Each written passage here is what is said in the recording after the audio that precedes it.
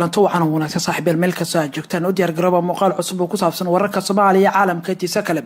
qodobada wararka ugu waaweyn waqtigan waxa kamid ah liiska xildhibaanada cusub ee galmudug oo la qorsheynayo in wax yar kadib lagu dhawaaqo al-shabaab oo 3 ruux ku tagto gobolka Hiiraan xog ku saabsan ciidanka ammaanka oo gacanta ku dhigay 2 ruux oo damacsanaa in weerar ay ka fileen gudaha garoonka diyaaradaha aadan cadde wasaar xasan cali khayr iyo wasiirka arrimaha gudaha oo isku khilaafay 20 xildhibaan ahlu sunna madaxweyne xaaf oo magacaabay guddiga doorasho ololo ka dhanaa doorashada galmudug oo ka soconaya magaalada gaalkacyo iyo 30 al-shabaab ah lagu dilay duqeyn ka dhacday shabeellaha hoose macluumaadyo dheeri ay ka soo baxayaan qodobadaas kuba kale ayaa saaxiibayaal qayb ka noqon doona wararkeena maanta kamid noqo saaxiibada ku xiran channelkeena oo subscribe dhig gambaleelkana taabo si ay kugu soo dhacaan macluumaadyada halkan aan soo gelino waxa kale oo qayb ka noqon doona mooshin lagu raadinayo maqaamka gobolka Banaadir oo caasimada Soomaaliya Muqdisho ka socda ciidamada ammaanka ee dawladda ayaa gacanta ku dhigay 2 ruux oo weerar damacsanaa inay ka fuliyaan garoonka diyaaradaha aadan cadde ee magaalada Muqdisho ciidanka ammaanka ee garoonka diyaaradaha aadan cadde ee magaalada Muqdisho ayaa gacanta ku dhigay 2 ruux oo loogu shakisay inay damacsanayeen falal amni darri oo ay ka geystaan garoonka diyaaradaha aadan cadde ila wareed lagu kalsoonaan karaya waxay noo xaqiijeen in 2 ruux oo loogu shaki qabeen ciidanka ammaan loogu shakisan yahay ama loogu shaki qabeen ciidanka ammaanka ay ku qabteen iridka hore ee garoonka diyaaradaha aadan cadde waxaana xilliga la qabtay ay wateen boorsooyin kuwaas oo la ogeyn waxa ku jira ciidanka ammaanka ayaa baaritaan ku wada labadaas ruux inkastoo aan la soo bandhigin magacyada iyo muuqaalada labadan shakhsi ciidanka ammaanku ay qabteen ciidamada ammaanka ayaa garoonka waxa ay ka shakiyeen 2 ruux waxayna gacanta ku dhigeen labadaas qof waxa socota baaritaano ayuu yiri sarkaal kamid ah ciidanka ammaanka garoonka lagu qabtay kaasoo magaciisa diiday inaan baahino ururka al-shabaab ayaa marar badan hore waxay isku dayeen weeraro qalqal gelin kara amniga garoonka diyaaradaha aadan cadde ee magaalada Muqdisho inkastoo ciidanka ammaanku ay ka hortageen weerarada noocan oo kala ah magaalada caasimada Muqdisho waxa ka soconaya qorshe lagu baadigoobayo mooshin ku saabsan maqaamka gobolka Banaadir waxaana horkacaya mudanayaal badan oo kamid ah baarlamaanka federaalka Soomaaliya waxaa muran xoogan uu ka taagaya maqaamka gobolka Banaadir taasoo ilaa hadda dowladda federaalka wali aysan cadeyn mowqifkeeda ku saabsan maqaamka xildhibaano kamid ah baarlamaanka Soomaaliya oo mooshin lagu baadigoobayo maqaamka gobolka Banaadir u gudbiyay gudoomiyaha golaha shacabka waxaana mararka qaarkood ay sheegeen in ay doodiisa mooshinkan ay gaartay heerkii ugu xumaa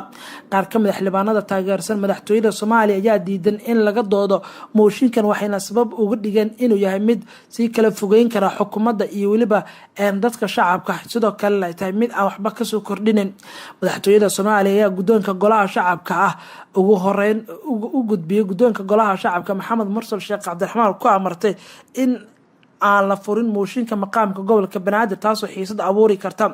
xildhibaanada mooshinkan gudbiyay ayaa waxa horboodaya xildhibaan Cabdiqaadir Cusable Cali oo kamid ah xildhibaanada golaha shacabka waxaana muddo halgan ugu jireen halista maqaamka gobolka shacabka ku nool gobolka Banaadir ayaa waxa ay matalaad iyo waliba isku dheelatir aan ka helin ayaa lagu yiri qoraalka ka soo baxay xubnaha mooshinka wada dowladda federaalka mooshinkan waxa ku soo aadaya xilli Cabdiqaadir Cusable iyo xubno badan oo kamid ah baarlamaanka federaalka Soomaaliya ay wadaan maalmihii dambe ololo ku saabsan mooshinka ay ku baadigoobayeen maqaamka gobolka Banaadir markan waxaan eegi doonaa warar kala xiriira arrimaha doorashada galmudug iyo waliba gaalkacyo waxa ka soconaya ololo ka dhana liiska waa ololo ka dhana doorashada xaaf waxa uu soo saaray warqad uu ku magacaabayo guddi doorasho liiska xildhibaanada cusubna isla maanta ayaa la filayaa in lagu dhawaaqo wasaaraha Soomaaliya wasiirkiisa amnigana waa wasiirka arrimaha gudaha waa isku khilaafeen tirada ahlu sunna la si dhamaan sheekooyinkan ayaan markan gudagali doonaa wasaaraha Soomaaliya Xasan Cali Khayr iyo wasiirka arrimaha gudaha Soomaaliya isku khilaafay 20 xildhibaan ahlu sunna la siiyay warar soo baxay waxay sheegeen wasaaraha Soomaaliya Xasan Cali Khayr iyo wasiirka arrimaha gudaha Soomaaliya Cabdi Maxamed Sabriye ay isku khilaafeen 20 xildhibaan ahlu sunna wasiirka ayaa qaba 20 xildhibaan ahlu sunna ka yimaada aysan marin shuruudihii loogu baahnaa taasina ay horseedi karto in lagu kala qaybsamo dhismaha dowlad goboleedka galmudug taasoo bilow ah dhanka kale wasaaraha Soomaaliya Xasan Cali Khayr ayaa la sheegaya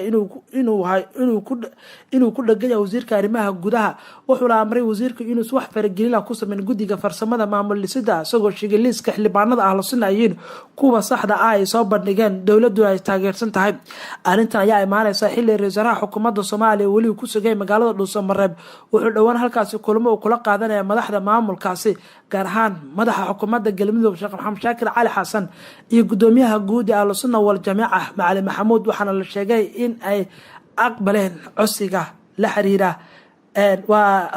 codsiga la xiriira ahlusunna ee aqbalka 20 xildhibaan. haddaba daawadayaal dhanka kalena isla liiska xildhibaanada cusub ee galmudug ayaa guddiga doorashada maanta la filaya inay soo bandhigaan. guddiga farsamada maamul dhisida galmudug ayaa la filayaa in maanta ay ku dhawaaqeen liiska 29 xildhibaan ee haray ee baarlamaanka maamulkaasi. guddiga ayaa horey u shaaciyay in liiska 20 xildhibaan ahlusunna waljamaaca laga siiyey baarlamaanka cusub kadib markii laga heshiiyey tabashadii beelaha qaarkood. haddii lagu dhawaaqay 20 xildhibaan waxaa haray waa 68 xildhibaan. maanta ayaana soo bandhigi doona ayuu yiri xubin kamid ah guddiga oo nala hadlay. sidoo kale arrintan ayaa ku saayaysa iyada oo madaxa xukuumadda galmudug Axmed Ducaale Geelle waa madaxweynaha galmudug Axmed Ducaale Geelle Xaaf oo ka hor yimid dadaalada dowladda ee ka wado dhuusamareeb. xaaf ayaa ku dhawaaqay geedi socodka doorashada waa guddi doorasho oo ka kooban 12 xubnood kuwaasoo ka shaqeyn doona doorashada galmudugta cusub. tani ayaa horseedi doonta khilaaf iyo xiisad cusub oo ka dhex dilaaca maamul dhisida, waxaana la tilmaamayaa in galmudug weli ay ka jiraan muran. gobolada mudug iyo galgaduud ayaan u muuqdaa kuwa ku kala qaybsamaya. xiisada ka jirta dhismaha maamulka ayaa waxaa sii dheer in madaxweynihii hore ee galmudug ee waqtigiisu idlaal Axmed Ducaale Geelle Xaaf oo xalay goordib uu ku dhawaaqay liis guddi doorasho asagoo sheegay guddigiisa doorashada ay soo bandhigi doonaan jadwalka doorashada. magaalada gaalkacyo koonfurteeda waxaa ka soconaya olole looga soo horjeeda doorashada. gaalkacyo waxaa ku sugan madaxweynaha galmudug Axmed Ducaale Geelle Xaaf, halkaas wuxuu ka wadaa olole ka dhan ah doorashada dowladdu ay ka wado dhuusamareeb asagoo u arka doorashada dowladda dhuusamareeb mid aan dan iyo toona waxna ugu jirin maamulkiisa. wixii warar ay kusoo kordha arrimaha galmudug iyo weliba xiisadaha halkaasi siyaasadeed ka jira saaxiibayaal wararkeena dambe ayaad ku daawo doontaan hadduu ilaahay raalli ka noqdo. aan gudagalo qodobada kale ee wararkeena ka haray shabaab 3 ruux ay toogasho ku dileen gobolkaasi gado. sidoo kale 30 kamid ah al-shabaab ayaa markani la helay macluumaadkooda ayagoo diyaarinaya gaadiid qaraxyo ah in duqeyn dhanka cirka lagu bartilmaameysaday oo lagu dilay 30 kamid ah al-shabaab. duqeyntan oo ka dhacday Shabeellaha Hoose ee militariga oo ka hadlay ayaan eegi doonaa iyo gaadiidkan qaraxyada la diyaarinayay ee la helay macluumaadka la xiriira warkan. al-shabaab ayaa 3 ruux waxay ku toogteen gobolkaasi Hiiraan. ururka al-shabaab ayaa fagaaro ku yaala magaalada Buuq Xaqable ee gobolkaasi Hiiraan. waxa ay ku toogteen 3 ruux oo jaajuus ay ku eedeeyeen dadkan shabaabkan ay toogteen. 2 kamid ayaa jaajuus ay ku eedeeyeen halkaas 3 kalena ay sheegeen in xabsi ay yihiin.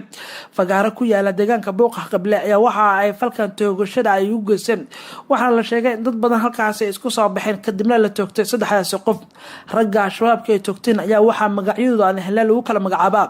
Cabdiqaadir Xasan Aadam oo 25 sano jir ah. waxay al-shabaab ku eedeen jaajuusnimo iyo in dowladdu jaajuus u ahaa. sidoo kale Cabdicaziis Maxamed Maxamuud oo 28 sano jir ah ayaa al-shabaab ku eeday inuu jaajuus u ahaa dowladda. halka Faarax Cali Jibriil oo 19 sano waa 29 sano jir ahna waxay shabaab ku eedeen in uu jaajuus u ahaa dowladana u adeegayay. waana 3 qof ee al-shabaab ay ku toogteen deegaanka Buuq Xaqable oo hoosta gobolka Hiiraan. al-shabaab ayaa badanaaba xukuno hal dhinac ah ku dila dadka maxkamaddu ay hor keeneen. qabaha dambe ee wararkeena ayaan soo gaarnay hadduu ilaahay raalli ka noqdo saaxiibayaal. qodobka ugu dambeeya ayaan eegi doonaa isla Shabeellaha Hoose wararka la xiriira shabaab ayaan ku guda jirnay. 30 kamid ah dagaalyahanada al-shabaab ayaa lagu qarijiyay howlgal ka dhacay Shabeellaha Hoose. waxaana la sheegay shabaabka halkaasi lagu dilay xilliga ay diyaarinayeen gaadiid xamuul oo qaraxyo sida. saraakiisha militariga ee dowladda Soomaaliya waxay sheegeen weerar qorsheysnaa oo lagu qarijiyay 30 kamid ah dagaalyahanada kooxda al-shabaab oo ku sugnaa Shabeellaha Hoose. weerarkan oo ay fuliyeen ciidamo ka tirsan guutada commandoska militariga ee danab gaar ahaan guutada 16aad ayaa ka dhacay duleedka deegaanka Buul Elay ee Shabeellaha Hoose hoostaga.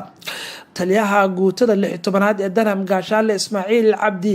Maalig Macalil ayaa warbaahinta dowladda qalabka sida u sheegay in howlgalkan ahaa mid qorsheysan isla markaana xubnaha shabaabka ay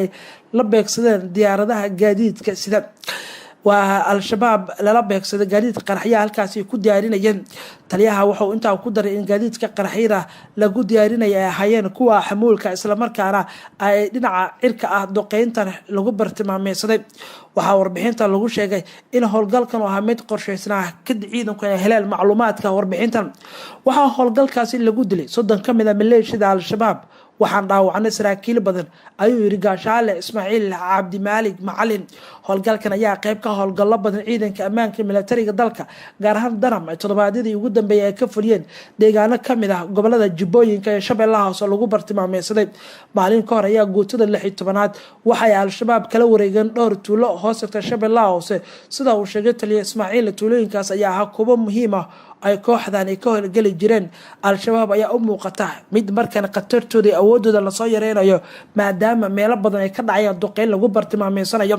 sanadkii dhamaaday 2019 dowladda Mareykanka ayaa hore u shaacisay in duqeyntii ugu badneed ay ka geysteen Soomaaliya 63 duqeyn lagu bartilmaameysaday saldhigyada ugu muhiimsan ee al-shabaab ay ku leeyihiin koonfurta iyo bartamaha Soomaaliya. warbixinta ayaa ugu dambeysay saaxiibayaal wararkii maanta aad ka daawaneyseen channelkeena halka ayaan kusoo gabagabeynaya warkan kan xiga daawadayaal intaan ku kulmi doono nabadgelyo.